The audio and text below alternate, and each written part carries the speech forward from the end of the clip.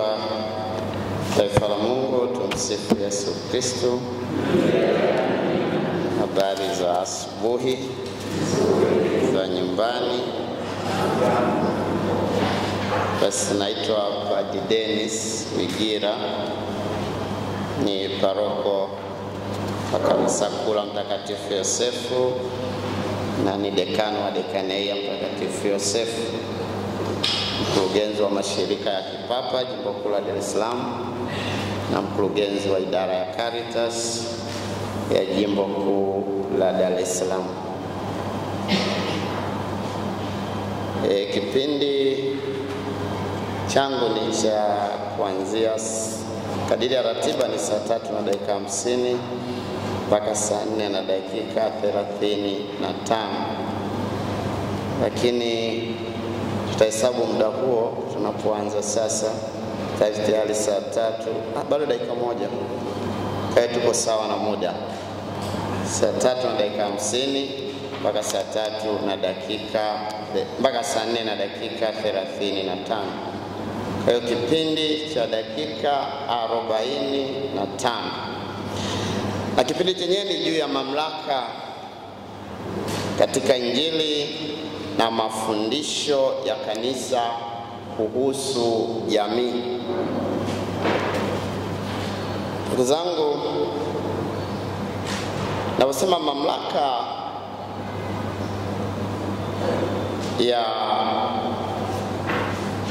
ya usio jamii,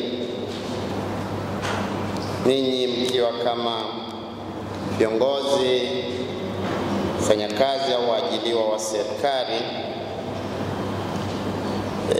na wenye nafasi mbalimbali, hata sisi viongozi wa dini, tunapaswa kutambua kwanza mamlaka ya usio jamii na namna tunavyopaswa kuishi moja kwa moja. Mamlaka ya kila mwanadamu yanatoka moja kwa moja kwa Mungu mwenyewe. Kwa hivyo mamlaka juu ya wanadamu, tuishi vipi, namna gani tuhusiane, namna gani tutendeane, kipi tufanye na kipi mwanadamu asifanye, ni mamlaka ya Mwenyezi Mungu. Na hiyo tunasoma kutoka kitabu cha Mwanzo. In his image and likeness God created man and woman. Kwa sura na mfano wake Mwenyezi Mungu amemuumba mwanamume na mwanamke. Kitabu cha Mwanzo sura ya 1 mstari wa 27. Kwa hiyo yule aliyekuweka duniani mwanadamu ndiye mwenye mamlaka juu ya maisha yako, naye ni Mwenyezi Mungu. Kwa hivi jamii ama familia ya Mwenyezi Mungu, the social life ambayo mwanadamu anapaswa kuishi, ni social life inayokuwa na utii kwa neno la Mwenyezi Mungu, inayopaswa kuendana na mfanano na maisha yale ambayo Mwenyezi Mungu amemtaka aishi mwanadamu tangu wakati ule alipomuumba na kumweka katika bustani ya Eden. Na pale Mungu akamwambia mwanadamu what to do and what not to do. Tangu mwanzo, since creation, God has commanded, and this is a command. It's not a God's wish or it's not a will. It is a command, kwamba mwanadamu hiki ufanye na hiki usifanye. Kitabu cha Mwanzo, Genesis sura ya 3, sura ya 2 mstari wa 2 mpaka wa 3. Pale nyoka muuliza Hawa juu ya nini, mstari wa 2 sura ya 3 kitabu cha Mwanzo, mwanamke akamwambia nyoka, matunda ya miti ya bustanini twaweza kula, lakini matunda ya mti ulio katikati ya bustani Mungu amesema msiale wala msiaguse msije mkafa. Kwa hivi mwanadamu anaanza kupotea kwa kutoka katika uso wa Mwenyezi Mungu, katika mfanano wa Mwenyezi Mungu, pale anapofikiri na kuwaza namna yake. Tena hapa inatumiwa neno msije mkafa.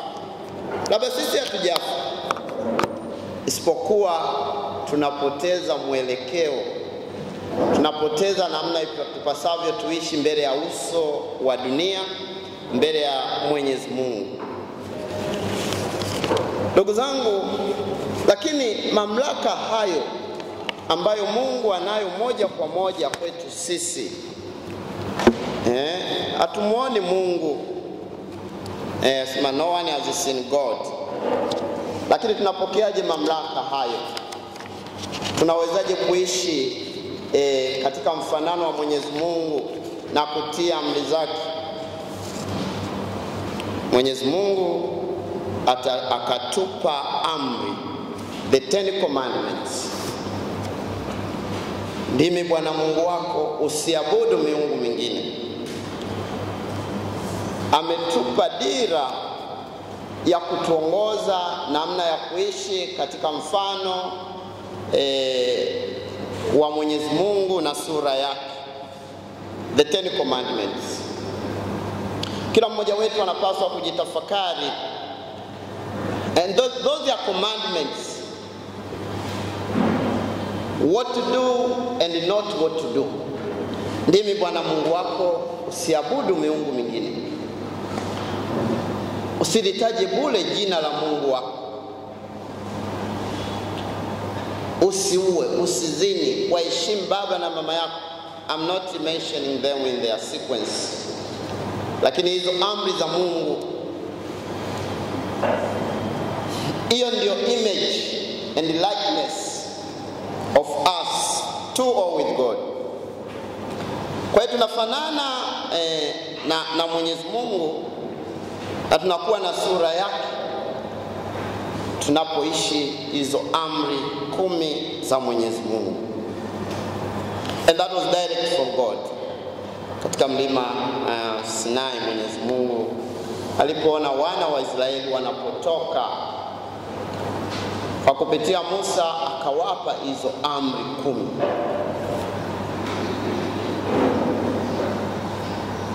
Kama hiyo haitoshi, Mwenyezi Mungu akaweka utawala wake hapa duniani, neno lake katika mwanadamu. Mwenyezi Mungu akaumba mwanadamu, sio tu huyu Adamu na Hawa, lakini amemuumba mwanadamu ili naye awe kiongozi, aweze kujilinda, aweze kujitawala, na aweze kutawala vitu na mali. Na katika kitabu cha Mwanzo, Mwenyezi Mungu ameumba vitu vyote na kumwambia mwanadamu avitiishi. The man that God has created will subdue the world. Sasa mwanadamu anapewa mamlaka katika nafasi ya Mwenyezi Mungu. Na mfano wa kwanza kabisa, ukiacha Agano la Kale, Adamu na Hawa wamefanywa kuwa viongozi, wamefanywa kuwa watawala wa ulimwengu na vitu, lakini badala yake vitu vikawatawala viongozi. It's happening today, it's happening even today. Kwamba sisi wanadamu tunapopewa mamlaka, tunapotawala katika nafasi zetu, tunajikuta katika hatari ya kutawaliwa na mali, kutawaliwa na mamlaka, kutawaliwa na madaraka, kwa maana ya kwamba ya kupoteza namna ya kutumia rasilimali tunazokuwa nazo na nafasi tuliopewa na Mwenyezi Mungu. Hivyo tunadanganyika na tunadanganywa na ulimwengu. Na ndiyo ilivyokuwa kwa Adamu na Hawa. Ndipo Mwenyezi Mungu akasema kwamba katika miaka mingi kumekuwa na viongozi, lakini hao hawakuendana na sura na mfano wangu. Hilo ni sikitiko katika safari ya ukombozi wa mwanadamu. Hilo ni sikitiko katika uwezo wa mwanadamu anavyopaswa kuishi mbele ya Mwenyezi Mungu. Kama vile Adamu na Hawa walivyotumia akili yao na sio kwa unyenyekevu kuweka akili yao mbele ya Mwenyezi Mungu na kufuata maelekezo yake, nasi tumepotea kwa namna moja au nyingine. Ndio maana tunajikuta tunaangamia na tunaangamizana. Na hivi Mwenyezi Mungu akafanya intervention. Mwenyezi Mungu akaingia moja kwa moja katika jamii, na hata viongozi wa dini walipoteza wajibu wa kulitunza kundi. Na Mwenyezi Mungu akasema, mimi mwenyewe nitawalisha kondoo wangu na kuwalaza. Mungu anafanyaje hivyo? Ndipo Mungu pamoja na kusema nasi kwa namna nyingi na manabii, zikaja siku za Mwenyezi Mungu kufanya direct intervention kwa watu wake. Ndipo Mwenyezi Mungu anaposema nasi kwa njia ya mwanaye mpendwa wake. Injili ya Mathayo sura ya 3 mstari wa 17. Injili ya Mathayo sura ya 3 mstari wa 17 inasomeka kama ifuatavyo. Soma Injili ya Mathayo sura ya 3. Kuna mstari wenyewe siuone. Yes. Natazama sauti kutoka mbinguni ikasema, huyu ni mwanangu mpendwa wangu ninayependezwa naye. Ukisoma sehemu nyingine kuna maneno yanaongezeka. This is my son with whom this is my beloved son with whom I'm delighted. Listen to him. Msikieni yeye. Ndipo yanapokuja mamlaka kamili ya neno la Mungu ama ya Injili katika maisha ya usuyo jamii. This is my son, the beloved one, with whom I'm pleased. Listen to him. Kwa hivyo jamii yetu moja kwa moja Mwenyezi Mungu anaisikilizisha neno lake namna ipasavyo kuishi na namna ipasavyo kuenenda katika ulimwengu huu. Kwa nini sauti kutoka mbinguni inamtambulisha Kristo kwa maneno hayo? Ni kwa sababu ulimwengu tangu hapo na hata leo kumekuwa na mafundisho mengi potofu juu ya mamlaka, juu ya mali, juu ya mahusiano, juu tupasavyo tuikuishi. Na ndio maana ninyi kama viongozi, kama waajiliwa, na nafasi katika imani yenu, katika ukatoliki wenu, katika ubatizo wenu, katika changamoto za kazi na ajira mnazokutana nazo, Napaswa kwa the image and likeness of God. Katika kauli hii ya Mwenyezi Mungu,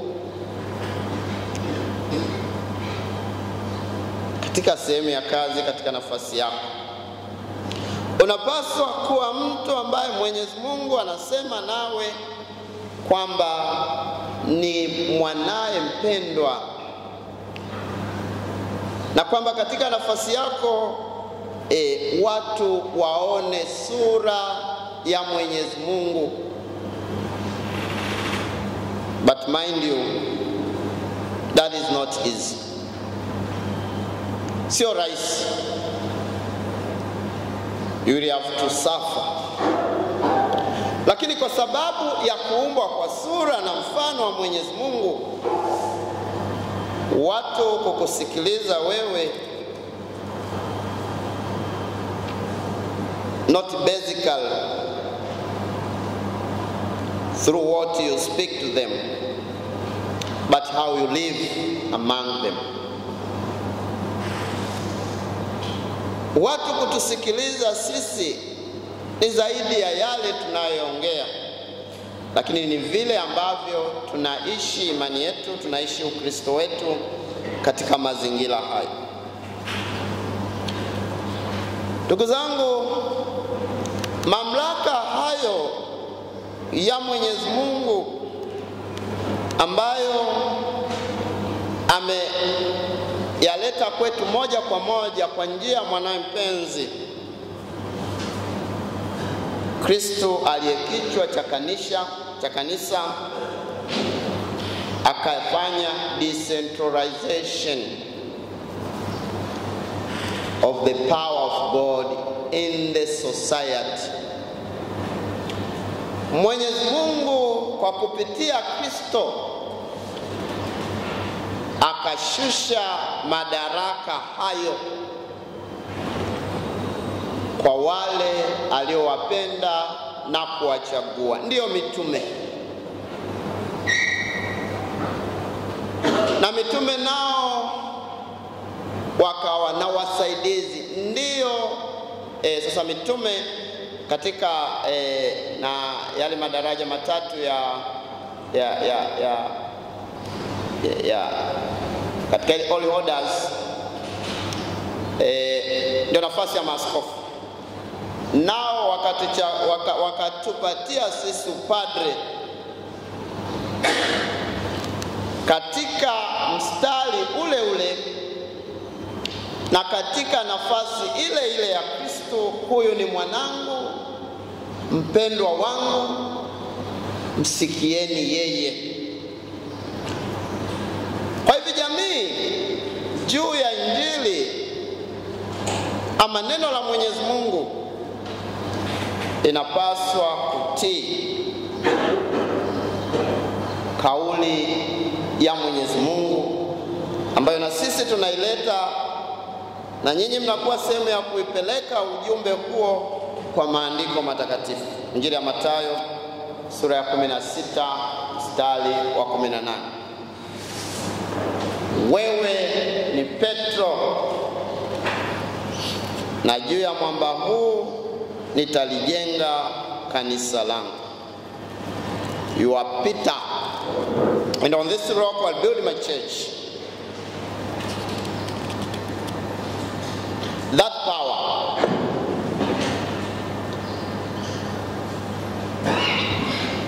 na ukisoma kitabu cha Matendo ya Mitume sura ya 1 mstari wa 1, you will be my witnesses, kwamba tunapaswa kuwa mashahidi wa neno la Mwenyezi Mungu, wa maisha ya Kristo katika jamii. We are his witnesses. Kwa sababu tumepewa nafasi ya ukasisi, tumepewa nafasi ya ukuhani, not for our own benefits, but according to God's will and directives. Katika kuleta nafasi ya injili kwa jamii sio kitu chepesi. Kuna hatari ya kukataliwa. Ndio maana hata leo hii napofundisha namna ambavyo jamii inapaswa kuenenda, kuna activists, kuna watu wanaitwa watetezi wa haki za watu. Very good. But do they comply with the word of God? Kuna watu wanasema kwamba mwanadamu awe na uhuru wa kuchagua lolote. Very good. Hata Mungu amesema kwamba we are free. Tumepewa akili na utashi, that is intellect and will, to choose between good and evil. Lakini Mwenyezi Mungu anasema chagua lililo jema upate kuishi. Chagua lililo ovu uangamie. Then there is no freedom. Then we don't have choice. Kama ambavyo ulimwengu sasa unavyojaribu kutwist ukweli huo wa injili, jamii inapotoshwa. It is true. Na anatumia maandiko hayo. Ni kweli Mungu amempa mwanadamu uhuru wa kuchagua. Amekupa akili na utashi to choose between evil and good, to discern na kuamua kutenda. Every one of us is free. It is true. We are tuko huru. Lakini je, kama tuko huru, kwa nini mengine tukiyatenda tunaangamia? Then we are not free. Before God we are not free. Tumeumbwa na echo hiyo originality ya mwanadamu. Umeumbwa kwa sura na mfano wa Mwenyezi Mungu. Then it is a must. Ni lazima uchague yanayompendeza Mwenyezi Mungu tu. Kwa hivi jamii inapotoshwa juu ya ukweli wa uhuru. We are not free. Tunaelekea kuangamia kama uhuru wetu tunadhani ni kuchagua kutenda lolote. No. Bali kutenda yale yanayompendeza Mwenyezi Mungu. Na katika kuishi huko, ukisoma Injili ya Yohane sura ya 15 mstari wa 18 mpaka wa 19, ulimwengu hautotupokea. Ulimwengu hautotupokea. You will be rejected by the world. Na hizi ndio changamoto ambazo tunakutana nazo kwa ajili ya neno la Mungu,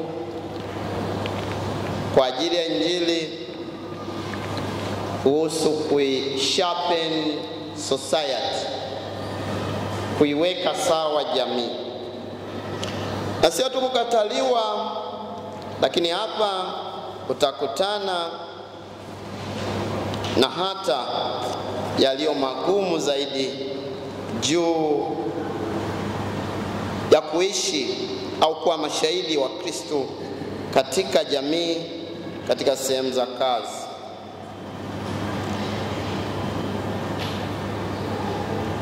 Na hivi juu ya injili kwa jamii tunakutana na majaribu makubwa sana. Nilikuwa nasoma juu ya somebody Floribert. This was a Congolese.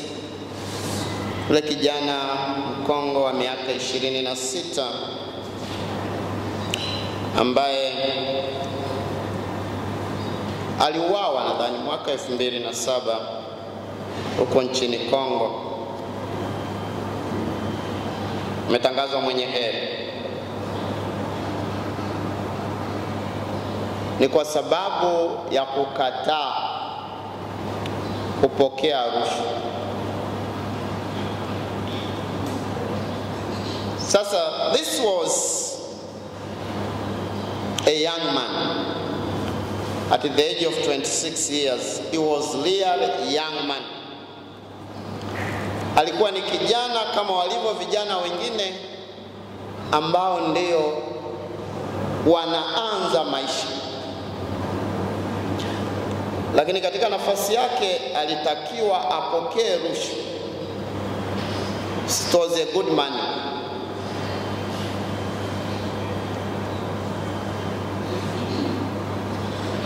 Na pengine wengine mngesema yani yeye ameuawa bure, si angechukua tu hiyo rushwa, si ndio? Au naongopa? Si angechukua tu hii maisha yaendelee.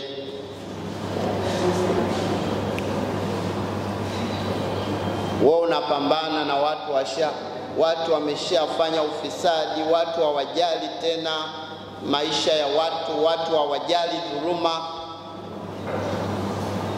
Wewe chukua chako ukae pembeni. Lakini pia binti mmoja anatafuta ajira,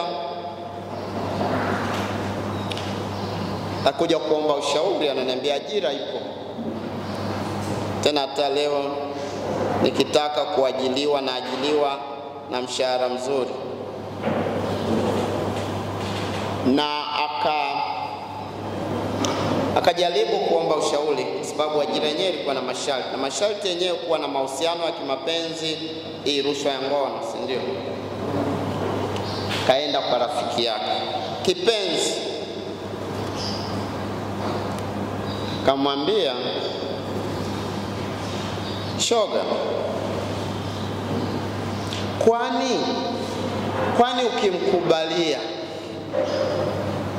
kwani ukimkubalia alafu ukapata ajira yako ukaendelea na maisha yako, after all he will not take it away from you, hata kuondolea hicho utabaki nacho na ajira yako utapata.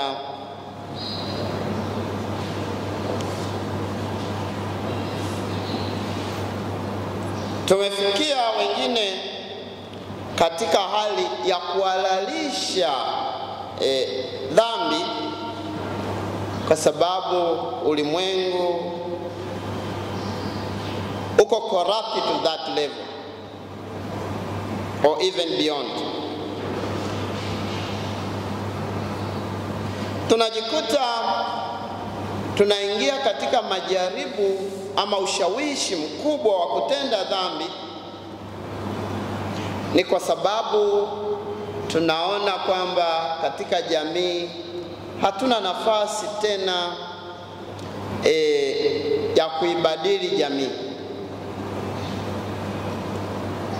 Unajikuta unakuwa mmoja kati yao kwa sababu unaona jamii ndivyo ilivyo. Kuna wengine leo wanakuwa na wepesi wa kupokea rushwa, wanakuwa na wepesi wa kunyima wengine haki, sio kwa sababu wana uhuru wa kufanya hivyo, na sio kwamba hawateseki kwa matendo hayo, lakini ni kwa sababu unaona na wengine wanatenda hivyo. Na hivyo matokeo yake utateseka maisha yako yote. You won't have peace of mind. Katika familia, sehemu ya kazi, hutokuwa na amani ya kweli. You will only look to be at peace. Ja, kuna watu wengine unamwangalia hivi unasema huyu kama hajatulia, yani kama kuna kitu kinamtesa katika maisha yake, si ndio? But you don't know what. Kuna cases, kwa mfano mtu anaua, kuna mmoja, kuna kesi nyingi tu. Mtu anaua mume au anashiriki katika kazi ya uuaji, hata dhuluma. Inamfanya watu waone there is a problem. Au unaweza kuona mtu mmoja ni tajiri na una mali nyingi. Kuna mfano hapa alitoa juu ya Lazaro. It's better kwamba Lazaro ametubu. Sio Lazaro, Zakayo. Zakayo. It's better kwamba Zakayo ametubu. Lakini Zakayo alikuwa na mahangaiko. Kwa sababu akamwambia Kristo, tena yeye mwenyewe. Yaani napenda lile somo kwa sababu Zakayo amejishtaki mwenyewe. Yaani the presence of Christ in his house. Christ was his mirror. Yaani yeye kujikuta yuko mbele ya Yesu. Yeye mwenyewe akasema, Yesu pale hakuna sehemu inayosema Yesu akamwambia wewe umedhulumu watu. Alimwambia tunataka kuwa nyumbani mwako.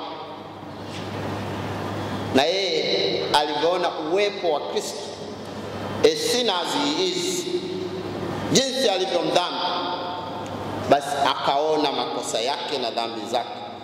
Lakini kama ilivyo, sio rahisi sana hata nyinyi mwingine kukubali kosa moja kwa moja. Zakayo akasema, akamwambia Yesu, kama kuna mtu nimemdhulumu, kwanza akasema nusu ya mali yangu nawapa maskini. It was not azikuwa mali zake, anawarudishia aliowadhulumu. Na wewe kama kiongozi, tuna viongozi wabadhirifu waliopatia mali kwa njia ya wizi, kwa njia ya dhuluma. Warudishie wenye mali zao, na wala sio msaada, as you might call it. Sio kuwaonea huruma, as you might put it, bali ni toba yako kama kiongozi. You have to be just. Na kama viongozi katika nafasi zetu, lazima tuonyeshe mbele ya Mwenyezi Mungu. When you meditate before the Holy Eucharist, unapoingia kanisani kusali mbele ya Mwenyezi Mungu, hata pale naambia yule kama ukienda kutoa sadaka yako na ukikumbuka una neno na nduguyo, ukikumbuka kwamba umedhulumu, umeipotosha jamii, umeinyima jamii haki yake, ni lazima utubu. Zakayo anatubu, lakini Zakayo anatumia neno if, kama kuna mtu nimemdhulumu, nitamrudishia mara ngapi? Mara ngapi anasema? Why mara 4? Hiyo mara 4 unaipata wapi? Kama ukimdhulumu mtu, mpe iliyo haki yake.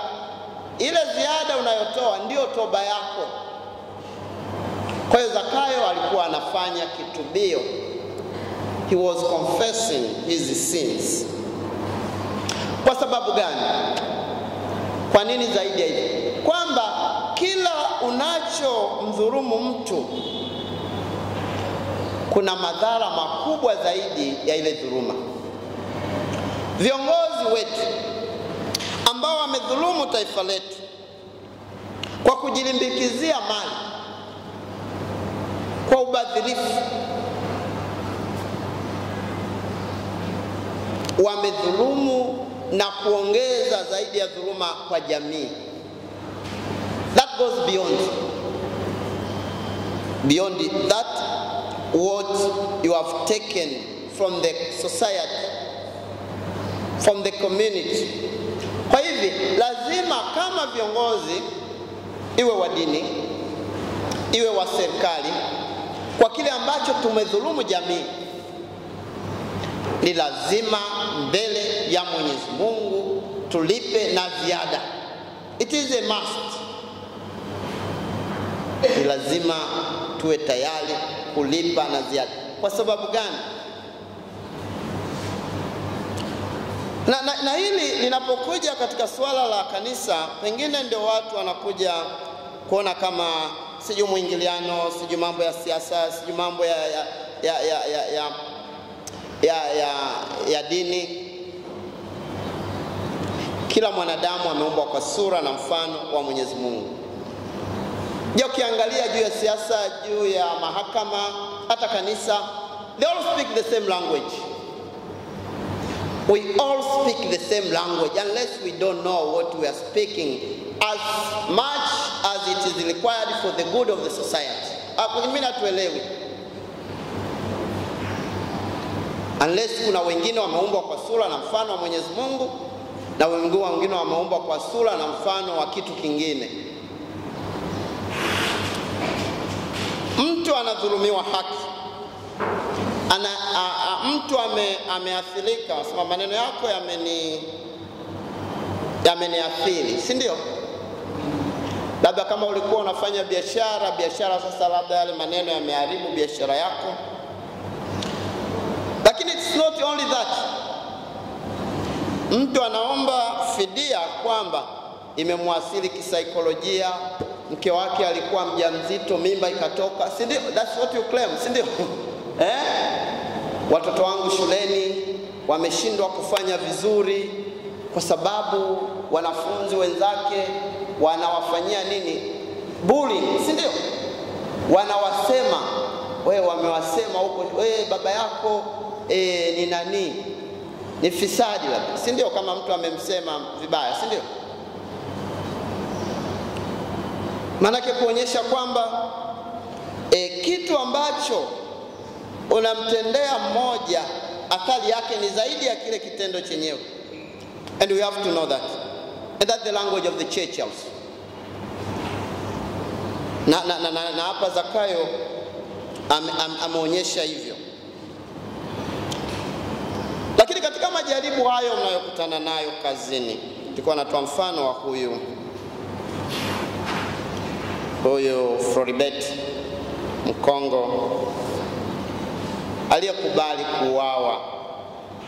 Mwenyezi Mungu anasema hakuna majaribu mtakayokutana nayo yatakayokuwa nje ya uwezo wenu kuyavumilia.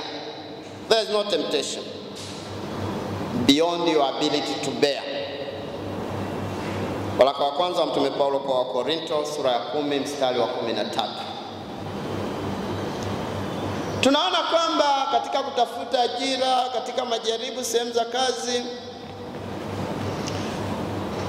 tunaona kwamba ni kitu ambacho kigumu kuendana nacho, kwa sababu unatishiwa kupoteza ajira, unatishiwa maisha. Hivyo vyote ungeweza kukubali. Ungeweza kukubali uwawe, ungeweza kukubali ukose ajira, ungeweza kukubali uhangaike. Na wengine wanakuja with that courage kwamba hii haikuwa bahati yangu, Mwenyezi Mungu mwenyewe atanitafutia, kama ni ajira, kama ni mali, ambayo itanipa amani ya moyo wangu. Ungeweza kuwa na majibu hayo. Ungeweza kukubali kupoteza kazi leo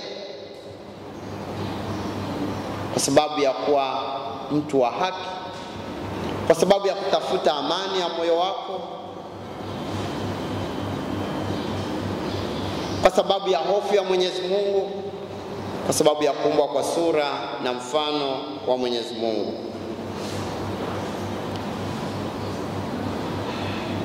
Lakini ni kwa sababu wengine tunaona mbona wengine wanafaidika, mbona wengine wananeemeka. Lakini niwaambie ndugu zangu, hamjui mioyoni mwao jinsi walivyo. Upasi kuteteleshwa na mtu, bali unapaswa kuwa mwaminifu katika sababu ya Mwenyezi Mungu kukufanya wewe uwepo duniani. Better better go to heaven with one hand rather than to hell with both hands. Injili ya Mathayo sura 18 mstari wa 8. Ni afadhali uingie katika ufalme wa Mungu ukiwa kigutu, ukiwa na jicho moja, ukiwa na mguu mmoja, kuliko kwenda motoni ukiwa a gentleman or a beautiful lady. What will that do you? Lakini ni nani anaweza kuelewa hii? Pengine hata sisi hatuelewi, kwa sababu sio jinsi ambavyo tunaona ulimwengu ulivyo. Lakini kama tukielewa sisi sio ulimwengu huu, sala ya Yesu, Injili ya Yohane sura ya 17, the whole chapter, ile sura yote ni sala ya Yesu juu ya wana jamii ya Mungu. Siombi uwaondoe katika ulimwengu huu, lakini Baba, naombea wawe na umoja kama mimi na wewe Baba tulivyo wamoja. Na Kristo anasema, najua nikiondoka kati yenu kuna mbwa wakali. Lakini kuna wengine pia. Mtume Paulo anasema, Mtume Paulo alipokuwa Athens kwa Athene, akawahubiria neno la Mungu, akawaambia, mimi naondoka kwetu, hamtoniona tena uso. Sababu Mtume Paulo ni mtume wa mataifa. Kwa hiyo akishaimarisha imani sehemu moja, anaondoka anaenda sehemu nyingine. Ndio maana aliweza kuandika barua nyingi kwa Korinto, sijui Waebrania, huku na huku. Anapoondoka kati ya Waasene, the Athens, anawaambia, hamtoniona tena uso. Kwa sababu watainuka watu kuvamia kundi. Maybe hilo sio shida kwa kanisa. Kanisa litavamiwa tu, litasemwa tu, watu watajaribu kuliangamiza tu, but kanisa linalobaki kuwa ni moja. Sisi wana kanisa na tunaoamini katika Mungu, tukibaki kuwa wamoja, mapigo ya adui ni njia ya wokovu na uimara wa kundi. Lakini masikitiko ya Mtume Paulo ni kwamba watainuka wengine kati yenu watakaofundisha mapotofu, that is worse. Kwamba ndani ya sisi tunaoamini anatokea mtu anashauri upotofu juu ya maisha ya imani, juu ya haki, juu ya amani. Ndugu zangu,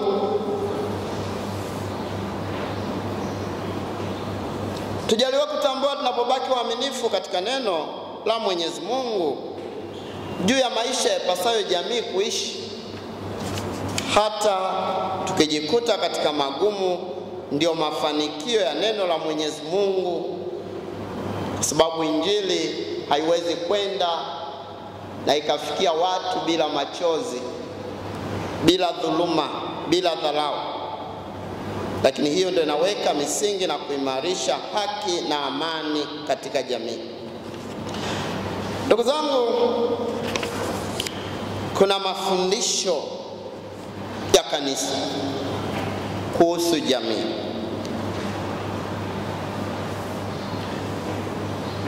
Na niseme waajiliwa ama wafanyakazi wa serikali kwa kiasi kikubwa katika jamii wamechukuliwa kama mfano wa matendo yanayompendeza Mwenyezi Mungu. Kwa sababu principally government employees and the spiritual life of God's people are not two separate things. they are one. Na ndio maana kuna sheria labda unajua leo nasema padi akifanya kitu fulani awkward cha ovyo, nasema yani padi anafanya vile, si ndio? But there was a time, I don't know whether now it is the time also, but there was a time government employee, mwajiliwa wa serikali, akiharibu ndoa ya mwenzake, akijihusisha na vitendo vya rushwa, dhuluma, akivaa ovyo, ngine half naked, I'm sorry to say. The statement kutoka kwa jamii sema hata huyu mwajiliwa wa serikali, si ndio? Wazee wangu mtaniambia mlioko hapa, atenda vijana hawa wa sasa hivi, maybe they don't know the history. Serikali, na nilikuwa nasema Mwalimu Nyerere, Ikulu ni mahali patakatifu. We don't anymore speak that statement today. Ikulu ni mahali patakatifu. Plus the leaders should be holy. Plus the employees should be a model, a role model of the community, of the society. Viongozi na waajiliwa waonyeshe uwepo wa Mwenyezi Mungu, wawe wacha Mungu, watu wa ibada. Nilikuwa nafurahia siku moja niliona kiongozi sasa sijui alikuwa ni nani wa jeshi la polisi, alikuwa anawauliza mapolisi, nyinyi kweli mnasali? Mnaenda makanisani nyinyi? Mnaenda msikitini nyinyi? Na aliwaambia kama anawakomandi, I don't know whether they took it as a job, lakini aliongea kitu ambacho ni very substantial, kwamba askari uwe na nyota yako, uwe na cheo chako, uwe brigadia, lazima utambue kuna Mwenyezi Mungu. Uwe president, uwe minister, uwe businessman, a rich man, lazima ujue kuwa Mwenyezi Mungu. Hiyo itatusaidia kujaribu kurudi katika haki na kujenga misingi ya amani na kuheshimu kila mtu, because everyone has been created in the image and likeness of God. Kwa hivyo mafundisho tena kuna nyimbo ambazo zilikuwa mbele, nyimbo nzuri tu. Nidhamu ya kazi ni msingi wa mafanikio makazini. Viongozi na wafanya kazi lazima wote wena nidhamu. Hata hizo nyimbo uzioni, uzisikii tena, hata huko ofisini kwenu ampigi, mnapiga singeri tu, ndio mnaambiwa wimbo wa taifa. Nyimbo hizo za maadili sehemu za kazi na zilikuwa zikiimbwa siku za kazi, mnapoenda lunch mnasikia hizo nyimbo. Hata wale walio waovu zinasaidia kuwarudisha. We have lost the direction. We need to come back. Kwa hivyo mafundisho ya kanisa ni ya lazima na ya msingi. When the church speaks, it speaks for the good of the society. Sasa leo kanisa linaongea, viongozi wa siasa, wengine viongozi wa serikali wanapinga. We are speaking for the good of the society. The government should speak for the good of the society. Political leaders should speak for the good of the society. Hapa inapokuja respecting kila mtu, kumheshimu kila mtu. Also, kanisa lina we have to work for the common good. We speak of the common good, we speak of the national cake. Kwamba tuone kila mwanadamu ana haki sawa. Baba Mtakatifu Francis katika barua yake ya kichungaji juu ya jamii, Fratelli Tutti, juu ya social friendship, maisha ya jamii yawe ya urafiki at all levels, kwa watu wote, umoja wa kitaifa, solidarity. The church teaches that. Maandiko ya Baba Watakatifu, Baba Mtakatifu, unajua ukimwona kila mtu sawa na wengine, utampa haki, utampa inayostahili. Nilikuwa naangalia siku moja kwenye mitandao ya kijamii, namuona nadhani afisa mmoja wa jeshi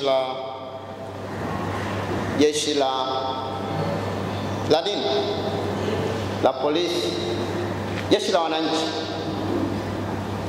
anasema kumekuwa na viongozi wanaoleta watu zinapotangazwa ajira jeshini, wanaleta makundi. Sasa mimi nimependa alivyoongea, kama ameongea zaidi kuliko hata mimi nilivyofikiri.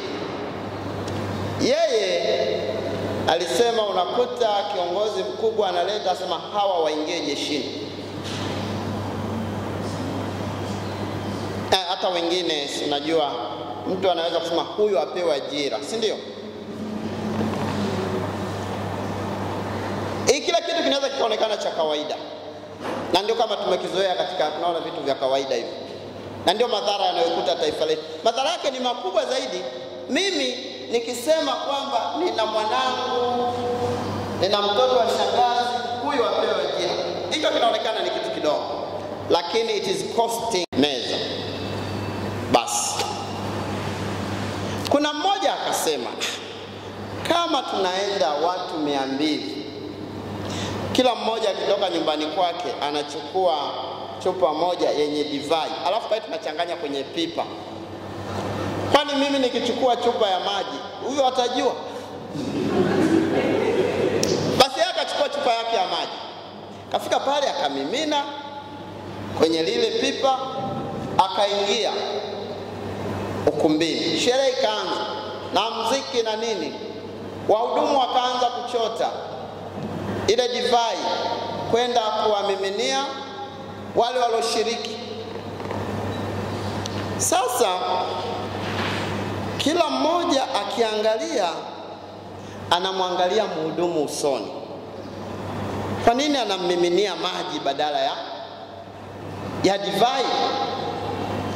Kumbe mawazo aliyokuwa nayo yule ndio mawazo aliyokuwa nayo wote wakati wanatoka nyumbani. Kwa hivyo kila mmoja alileta maji. Na hivi ndivyo ambavyo leo hii katika masuala ya uongozi na kwa ajili ya taifa letu, unadhani wewe ukikosa kutenda haki au kila rushwa ni wewe tu, lakini mfanyakazi mwenzako, mwajiriwa mwenzako ana mawazo kama hayo. That's how tunavyoliangamiza taifa letu. Unadhani ni wewe tu.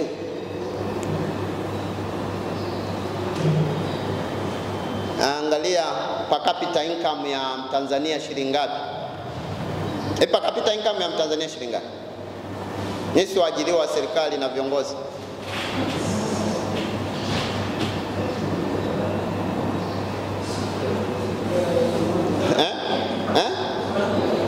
Dola moja? 1,000?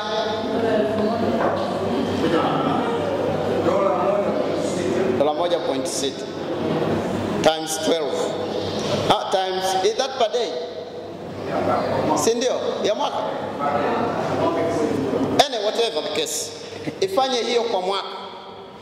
Afu angalia mtu mmoja anadhulumu kiasi gani katika taifa hili kwa mwaka. That's one person.